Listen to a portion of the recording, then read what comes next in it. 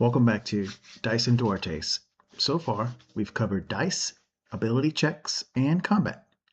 Now it's time to explore one of the most powerful and creative parts of Dungeons & Dragons, spells and spellcasting.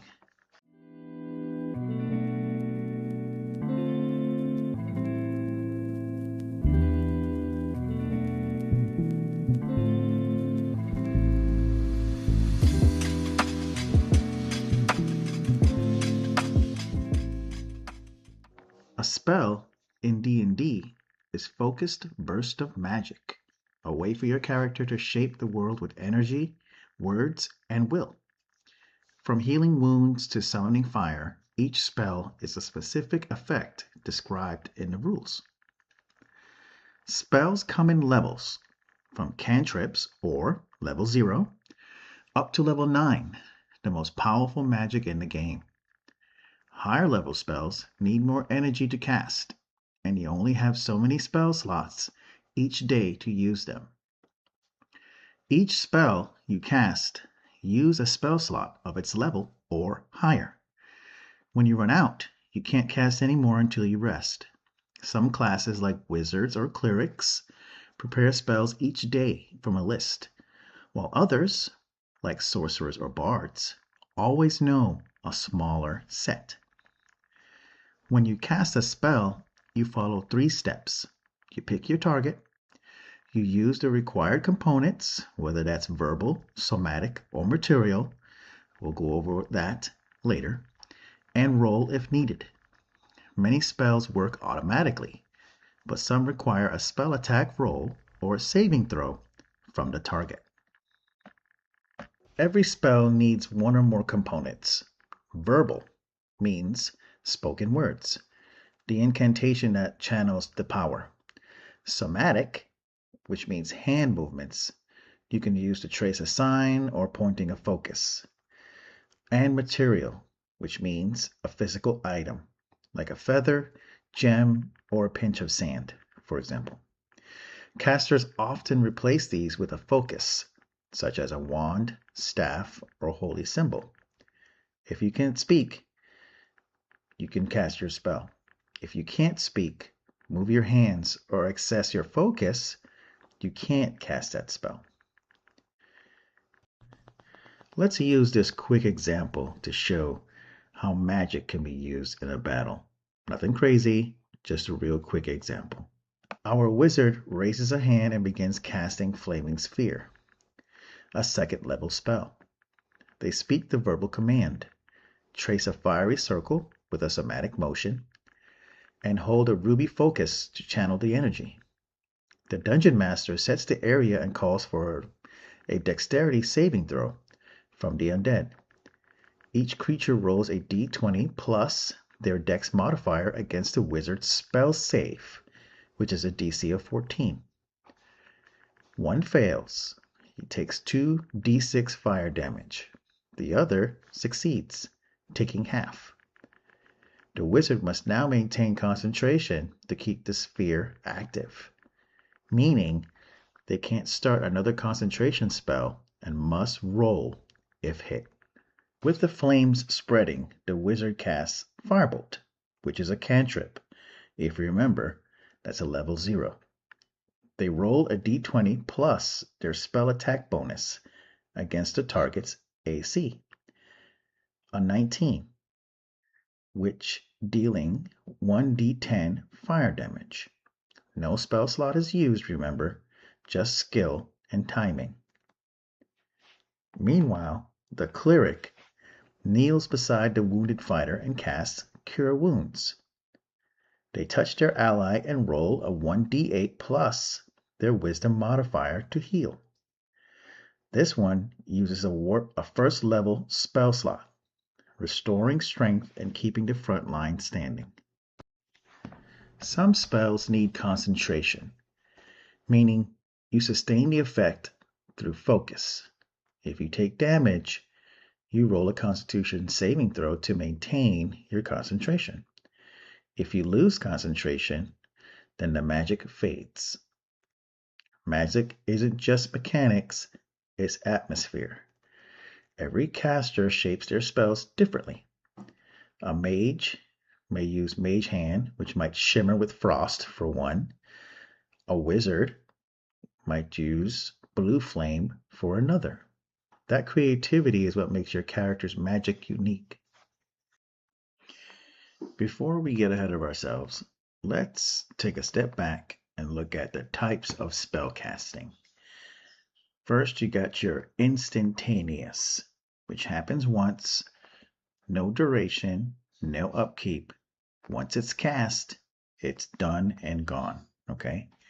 For example, you got your fireball, cure wounds, inflict wounds, magic missile, stuff like that. Okay. Once it's cast, it's done. Remember that. Then you got your duration spells, which doesn't require any concentration. They last for a set time. It does not require concentration, which I just said. You set it and forget it. For example, you got your mage armor, aid, for instance, dark vision, mirror image, etc., etc. Once again, set it and forget it. Then you got your concentration spells. The limit, you can do it only one at a time. It breaks if you cast another concentration spell, take damage, and fail to save, or become incapacitated by some means. For example, Bless, Hold Person, Hunter's Mark, Spirit Guardians, etc., etc. Okay? Then you got to deal with like your casting time, which also matters a lot. You can take an action, a bonus action, a reaction, stuff like that. So with an action, you can do like a fireball, hold person, cure wounds. A bonus action, you can do Misty Step, spiritual weapon, stuff like that. Or a reaction, where you can use a shield or a counter spell. Something to note, if you cast a bonus action spell, you can only cast a cantrip, remember. Then you got other ways that you can have magic and spells. You can use a free slot, like Detect Magic and Identify, or you have like unlimited, like Sacred Flame, Firebolt, or it could be like really flexible stuff with different classes like clerics and druids and paladins. They have different ways that they can gather magic and spells.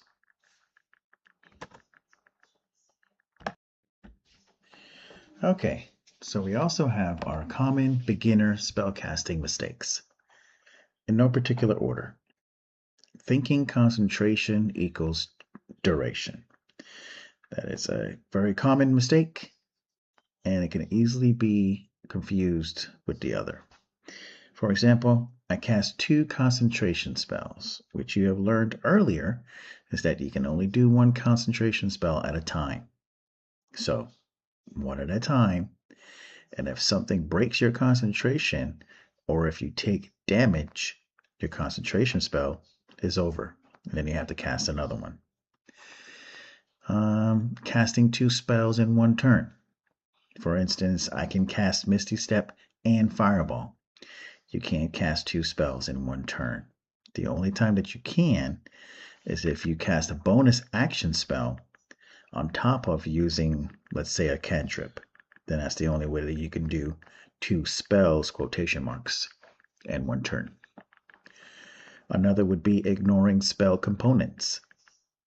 For instance, I'm silenced, but I can cast it anyway. Obviously, you can't, because some spells you need a verbal command to cast said spell. Your spell just needs the right components in order to cast a spell. Remember that.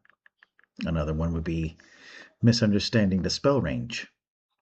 For example, I can cast Fireball from 300 feet away. Reading the books and using your research, you know that you can't cast Fireball that far. So just make sure you read the range line of each spell. Exhausting spell slots too quickly. For instance, I'll just keep using spells over and over and over during the fight, and I'm fine. That's not the case. Spellcasters can only cast a limited number of spells before needing to rest. Just remember that. The more you go up in levels, the more spell slots you get. Another one would be thinking cantrips are just weak because they're level 0. That's not the case. Thinking that, oh, I'll never use that, or I'll use that later. Remember, cantrips scale with level. So the higher you are, the more damage you can do with your cantrip. Another one would be not knowing when reactions happen. But for instance, I'll shield on my turn, not realizing that the reaction that you're trying to do is happening outside of your turn. Remember, most of the time you have to wait till your turn to do whatever you need to do. And another one would be wasting concentration on weak spells. For instance, I'm using my concentration on this detect magic in combat. You can use another form of magic that can do the same thing as detect magic. So your concentration slot is precious. Remember, your spell level is its own ladder. So whatever you use, make sure you have the right spell and the right prepared spell in order to win the battle. Next time on Dice&Duarte, we'll dive into character creation, how to build your hero from the ground up and bring them to life at the table.